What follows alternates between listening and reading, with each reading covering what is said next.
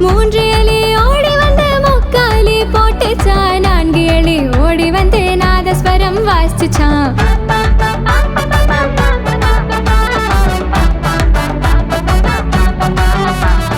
5 எலி ஓடி வந்து மஞ்சள்ல ரச்சிச்சான். 6 எலி ஓடி வந்து ஆர்ப்பாட்டம் பண்ணுச்சான்.